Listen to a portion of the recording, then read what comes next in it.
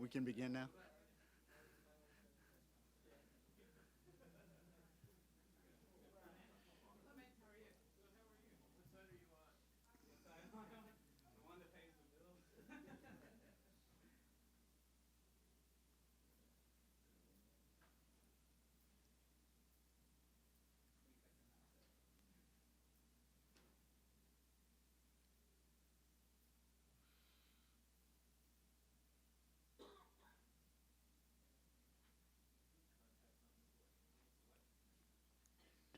Check. While South Carolina comes in, reminder, please turn off your cell phones. Also, flash photography is not permitted during the press conference. And the South Carolina locker room is now open for those who want to go down the locker room.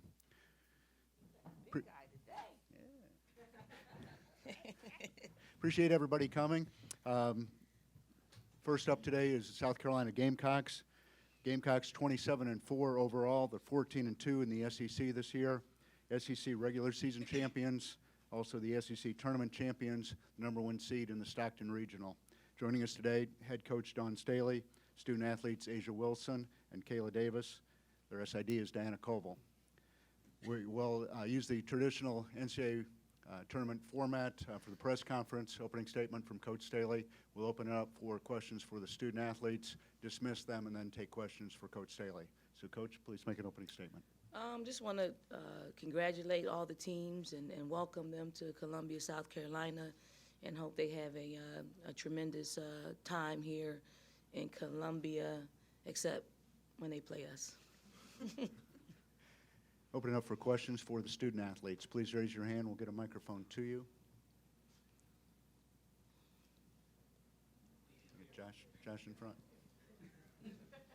Why are you looking like you lost your bet? Why are you looking like you lost your bet? In lieu of David, Asia, do you feel like you understand what you want to / need to do differently with Elena out since you've had some experience with it the last few games? Yes, sir. I think the last few games in the SEC tournament really kind of showed me what I need to do and how we need to play in order to move on and to continue to win. How is that in your mind? I mean, it's just like I've always said, just kind of having the guards hit shots that'll open it up for the paint, and just attacking the paint. Honestly, just whether it's driving, whether it's getting into our post players, just pounding it inside. I mean, it's really nothing different that we haven't been doing in the past. It's just instead of 2 posts, we might go 1 post, or we might still have 2 posts. So it's really nothing different. It's just the only part that we're really missing, and Coach would always say it, is just the rebounding side of it. And that's something that I know I need to work on, and the team that we're working on. So, I mean, it's nothing really different from the past. It's just a matter of now we really have to execute it. Is it more on you? Do you feel like it's more on you? Pressure, more responsibility, whatever? I don't think so. I don't feel it. It could be, but I definitely don't feel it. I give it all to my teammates. They help me not feel it because they're holding up their side of the bargain. Yeah, of it all. So, yeah. There you go. This is for both of you along those same lines. Do you think that the difficult challenge of getting to the Final Four has become that much tougher because you don't have Elena? Yes, I do think just making it to the Final Four with or without Elena is a tough road to go to. I know my freshman year was not easy at all. It wasn't easy getting there because it's just. You just never know. It's March Madness. You never know. But, yes, it is tough when you have a big part of your program not being able to participate in the way that she can. But, I mean, we just have to fight through and continue to do us. I don't think some things have changed, but at the same time our goal hasn't changed and our mindset hasn't changed. So I think as long as that hasn't changed, we just got to push through. Kayla, do you want to add to that? No, I second that. Jeffrey? Asia, does having Elena out, do you have to be a little more careful on the defensive end to make sure you don't get into foul trouble? And does it take away a little bit of your aggressiveness on that side of the court? Yes, I do have to be a lot more careful. I mean, when Elena was here, I also had to stay out of foul trouble. But I think with her being out, I have to focus on that a lot more. I've been put in those situations sometime, but now I know that I sometimes have to let stuff go, and that's really not in me. But, I mean, it's just a part of the game that I have to learn, and I just got to grow from it. Josh in front. Kayla, does it help the team's preparation because you've had several games now where you had to play without Elena, so you kind of know what you have to do now in her absence? Yeah, for sure. I think the SEC tournament was a good test for us. With not really knowing her status and if she was going to be here or not. I think we all were, hopeful that she would return. But, like I said, I think it was a good test for us, and I think we kind of passed the test a little bit. But we definitely know what we need to do going into the tournament, and just stay solid like we were. Josh. For both of the players, how much do you expect to, or have you heard about Syracuse, and what sort of factor will that be in the next few weeks? Oh, I haven't heard anything, really, honestly. I don't think they're going to be a factor yet. I mean, if we meet them, if we see them, of course we'll have to attack that when that comes, but I haven't paid any mind to it. In terms of how last year ended, though, will that be motivation for you guys? Oh, yeah. Every loss for me is motivation, especially that one. But like I said, we'll just have to attack it when it gets there. But I think it will be motivation. I think, yeah, like I said, any loss would be motivation. So most definitely that will. Go ahead, Gene. Asia, what about missing Elena's not physical participation, but just sort of her leadership on the court and around the bench during a game and in the locker room and stuff like that? It's tough, but we just have to pick her up with all the missing pieces. I feel like we have people that can fill in those roles as well. I feel like we're all good leaders on the team, and I think we help each other a lot when things may not be going our way, when things may be tough, like in the Mississippi State game when they went up. I think we really came together as a team, and we really all played our roles the right way, and we got the win. So it is tough filling in that gap, but we find a way. Go to the back, Mike. Asia, what does it take? What is the makeup of a team that can get to the Final Four or make a deep run in the NCAA tournament? And do you think this team has that intangible and tangible aspect? Yes, I do. I think we do have it. But I think the thing that it takes the most is, like Coach would always say, discipline. I think the team has to be disciplined in all aspects of the game, and mentally, physically, emotionally. You just have to be disciplined and stick to your game plan and execute it. Freshman year, I just remember that was being our biggest thing, was we were disciplined, we followed everything, we executed everything, and it got us there.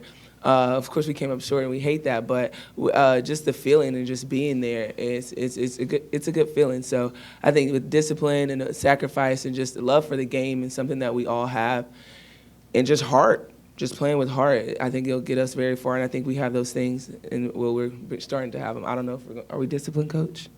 Sometimes. See? So we getting there. Brian. For either or both of you, I don't know how much y'all have had a chance to dive in, but what have y'all seen from UNC Asheville on film? I mean, they play hard. I think that's the biggest thing is, they're kind of in a similar situation as we are. They lost some starters to injuries. But, I mean, they were the 7th seed in their tournament and beat the 1 seed in the championship game to win the whole conference tournament. So they have a ton of confidence. They're just a team that plays really, really hard, no matter who's in front of them. They share the ball well. They finish, they work on finishing the ball well, and they move really well when they're not. I guess when they stop dribbling, they try to pivot around you a lot and get to the rim. So, they're crafty players, and, they're smart players. So, this is something we got to be ready for. Yep. Ben. Asia, you kind of mentioned discipline. Does that factor in a little more in kind of the 116 type matchup? Oh yes, most definitely. I think this is the time where people kind of, the higher seeds may think they have it, and the lower seeds like, hey, we have nothing to lose. We're just gonna go out here and win, and try to beat this team. So I think discipline does play a huge factor in a 116 matchup because it's anybody's game. Basketball is a funny game, and it teaches you a lot, and so it's just something you have to be disciplined with, and you got to be disciplined with our game plan. And I know they're gonna come out like Kay said, they play really hard, and we have to match their intensity, match their energy, and just go out there and continue to do us. Yeah, Josh in front. Asia, I guess in theory, the WNBA would be an option for you. Is it weird that we don't ask you that all the time? I think, in the men's game with football players, we'd be asking a player of your stature, are you going or are you staying? Has anybody ever asked you that? I don't think so. I think because they know I have a year left, honestly, but I haven't really received that question from multiple people. She's not eligible. Yeah. She's not? I can't. Thankfully, she's got a late birthday. Yeah. She's a baby. Squash Sorry, that. sorry to get your Squash hopes. Sorry to get your hopes up. One more year.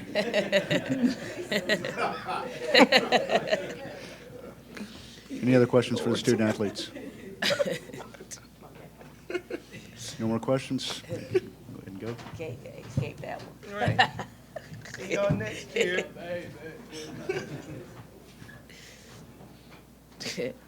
Take questions now for Coach Staley. Hey, Josh. The Syracuse question for you, how do you handle the way that last year ended and what it might mean for motivation for the next few weeks? Well, I mean, it's a somewhat of a different team, especially not having Elena Coates available to play. Just very little makeup of our team experienced that on the court. So I don't know if it hits them as hard as it hit the seniors that graduated and Asia and Elena.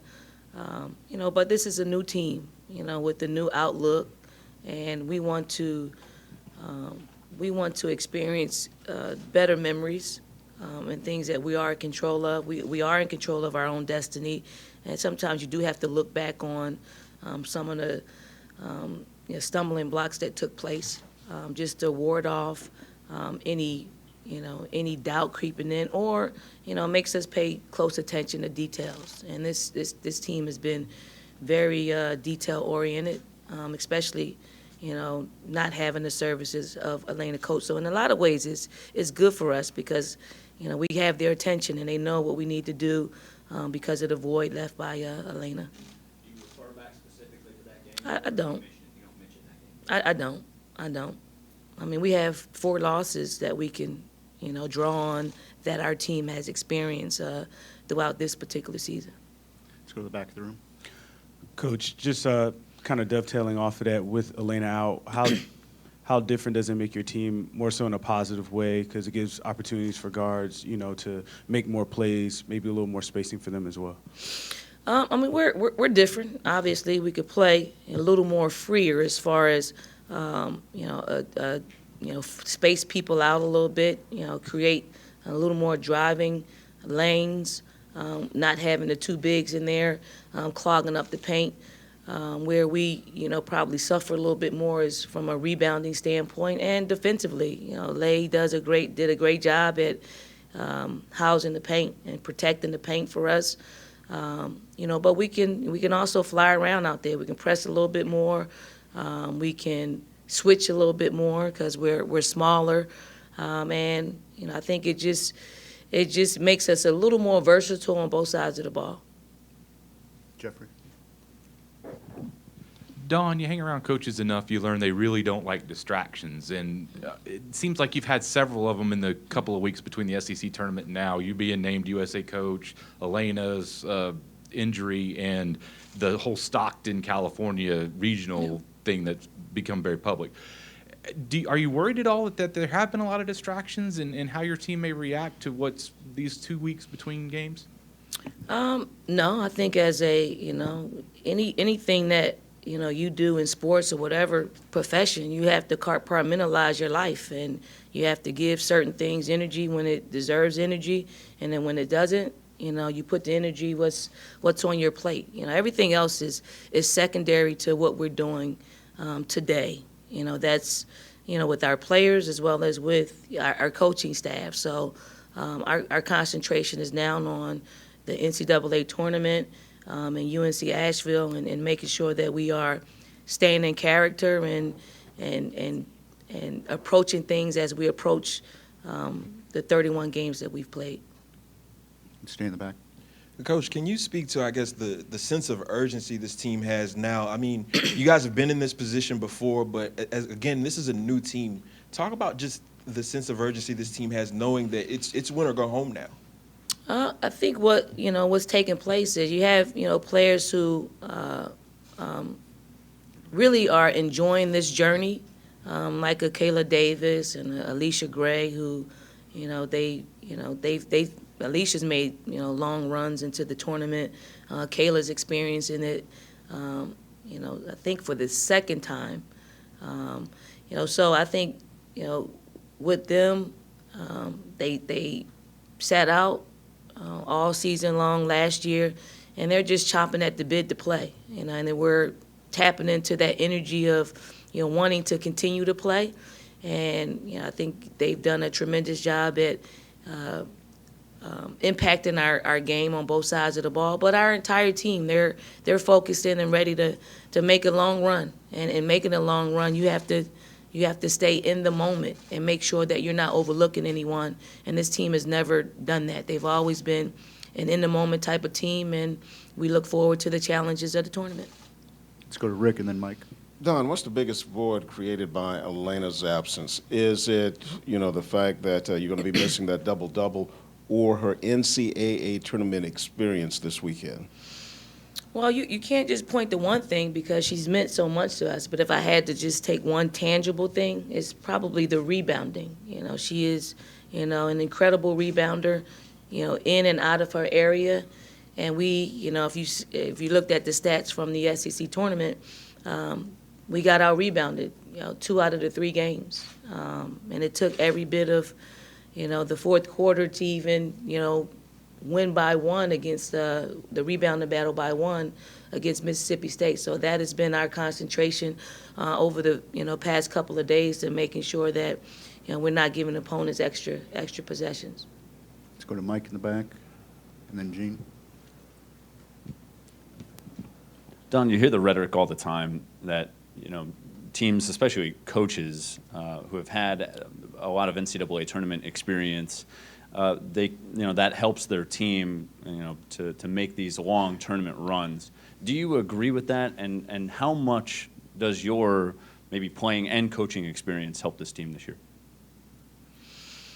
Well, I think just my experience as, maintaining. I don't get too high with the highs or too low with the lows. And I think, I give that off to our team. They're not, a team in which looks ahead. We just stay in the moment, and we try to keep them as normal as possible. And that's probably one of the biggest things in going into a tournament, is just to make sure your team is focused in on the task at hand and not get outside of that moment. And they enjoy it. We want them to enjoy it and not, be so tight that, they can't perform at a high level. Go to Gene here in front, and then Brian. Don, is Elena around today, and will she be around for the weekend? And how hard was that for you to have that talk with her, where you guys finally decided she wasn't going to be able to play, in the tournament? Well, we're going to, our medical staff, wants to make sure, first and foremost, Elena is okay, for her longevity in basketball. So, if they think it's best that she rehabs and, stays off of it, because if you saw her at the SEC tournament, she probably hurt herself more cheering for us on the bench than she did, actually getting in the game. So we'll see how that goes. It's a hard conversation because, someone that's been a mainstay in your program, a program changer and a program impactor, to not have her, and she ends her career here on a sour note just through injury, it's hard, but you also have to, look at the bright side. She's going to have a long, incredible professional career where she'll be able to take care of her family and hopefully make a couple of donations back to her program. It was a hard conversation, but she knows it's part of the game. If you play long enough, you're going to be injured at some point. It is, knowing that we have a great medical staff to get her back, mending properly. Brian and then Josh. Coach, I know she was in the league as an assistant, but how much have you paid attention to what Coach Kirkpatrick's been able to do at UNC Asheville over the years? Well, I haven't, except we end up playing them, and then you delve a little deeper into what she's been able to do, and she's had injuries this year, and she's found her way back into the NCAA tournament. I think she's drawn on her experiences playing in one of the toughest, or coaching in one of the toughest conference in the country, which is the SEC. So she's got her team playing at a high level and playing under adverse moments throughout the season. And yeah, that's the mark of a great coach, to get your players to play and to do, probably the unthinkable thing, which is win their conference tournament under those circumstances. Josh. Then Ben. When you lost to Lena, do you go to Asia and say, I need X, Y, and Z more from you, or do you think that she's veteran enough that she figures it out, she knows it on her own? Well, I don't like adding more pressure to, situations. What we do is we devise a plan in which we put her in her comfort spots, where she doesn't have to think. She just plays off of what she naturally does, which is, for us, just creating more, opportunities in her, in her comfort areas, her strengths on the basketball court. And then we practice certain things. We try to simulate. We've simulated, her being in foul trouble, early in the basketball game. We kind of prep her for the things that she may face in this tournament, and that's, that leads to comfort and less pressure. Go over here to Ben. With kind of the quick turnaround in this tournament format, do you guys as a staff do any pre-prep for a second-round opponent, look ahead a little bit, or is it just all focus on Asheville and then kind of a rush as soon as that game ends? No, I have, our staff has been working 24 hours. I have the scout on Michigan State and Arizona State. So we're prepared for the first and second rounds, and we're working, big picture, we're working to get ready for, the next rounds. We have to do that as a staff and not get caught off guard with anybody. We don't leave any stone unturned. So we're ready to make a run. Jeffrey. Dawn, how vital is it to keep Asia out of foul trouble? Can you afford to have her sitting on the bench for most of the second quarter if she grabs a couple early? We cannot. I mean, she's a big part of what we do. We're thin in the post anyway, with just having two in Asia and Kiki. But we've played small ball a lot over the past couple of weeks, and we won't be afraid to do that. But we certainly need her on the floor for obvious reasons on both sides of the ball, and her ability to lead, because that's probably the intangible thing that people don't always see. We see the tangible, the rebounding, the points, the block shots, but she's probably our most vocal player on the floor, and we need that, at all times. Josh. Would you like to see a point where people are asking your junior stars, when they're legally old enough, about leaving early? Would that be a positive milestone for the game, where the WNBA reached that point? Well, I've heard the rumblings, from WNBA personnel, because we do have a few players who are eligible for the WNBA draft this upcoming spring. I think they've afforded themselves an opportunity to continue their playing careers. Whether or not they elect to go is a conversation that we'll have to have after the season. Is it any sort of milestone for the WNBA if they're prominent enough that they can start attracting players from situations like this? Would that be a good thing for basketball overall? Well, it's, I think it would be a good thing overall for women's basketball, because for 20 years now, we have an outlet for our players to play here in the United States. And, the more prevalent you make it, the more, dreams can come true for little girls, because, our game is a lot better because we've had, WNBA and, the ABL a few years ago. Dreams are being realized, and the game is a lot better because little girls are getting exposed to basketball at a really high level.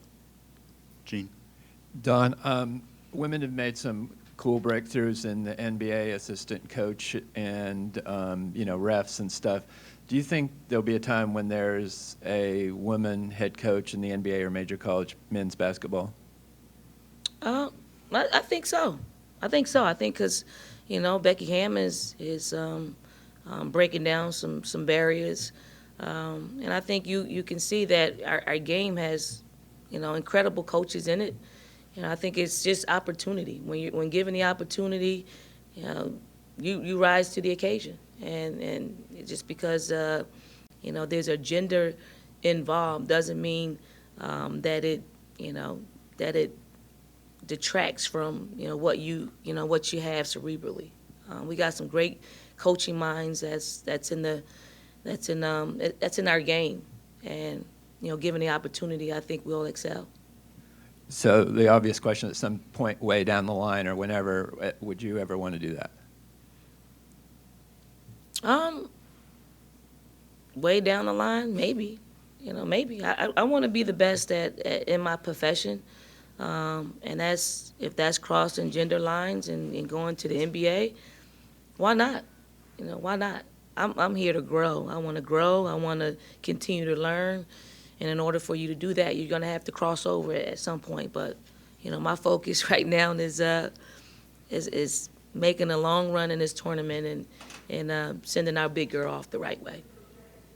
Brian? You alluded to it earlier, but what does UNC Asheville bring to the fold, or what have you seen? Very well coached basketball team. They like ball screen action, and they do. They get to the rim. They get the ball in the paint. And something that I see that their guards do a lot is they like to get to 2 feet and step through and force your defense to be disciplined. And that's something that's probably a little bit different than what we've seen. So I'm looking forward to our players being able to accept that challenge of being disciplined on the defensive side of the ball. Any other questions for Coach Staley? None? All right, thank you. Thank you. Thanks, Steve. Again, the locker room is still open for a few more minutes. Next press conference,